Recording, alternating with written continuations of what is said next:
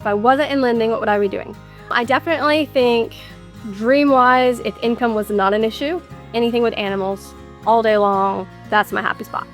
But if I still had to make a decent income, I would probably be coaching people with their finances, coaching people with building wealth through actually like owning Airbnbs and rental properties, because that's something that I've done personally and I'm very passionate about. What's the difference between pre-qualified and pre-approved?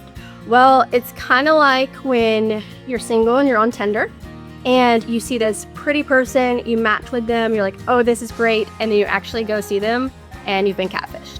So a pre-qual is something that a lot of the online lenders, the big online lenders like the Navy Federals, the Veterans United of the world, those kinds of guys only do a pre-qual, which means they're only getting your word on your approval. They're pre-approving you based on what you say.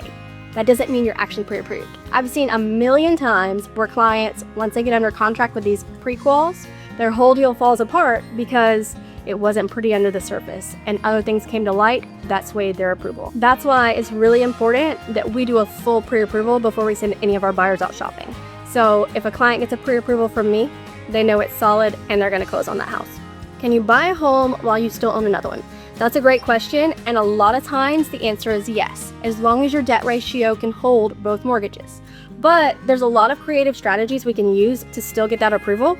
For instance, if you rent out your current home, I can use that rental income to offset that mortgage payment to still keep your DTI low so you're still approved with still owning the other home.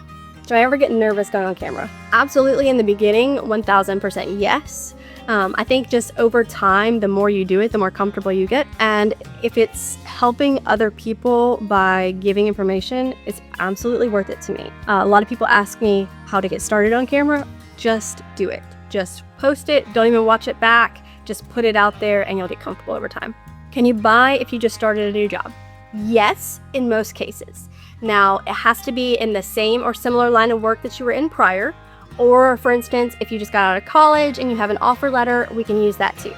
I've even closed people before they've even received their first pay stub. So as long as we're timing it right, we have the right documents, and you have the right lender beside you, it can absolutely be possible. What does success mean to me? Success to me is peace at home with my family, joy in my work, and being obedient to what the Lord's called me to and not living to the standards of the world.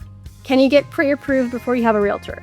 Yes, 1000%, yes you can, and yes you should. So before you even talk to a realtor and waste their time going to look at houses, you want to make sure that you're going to qualify. Sometimes we might need to put a plan together.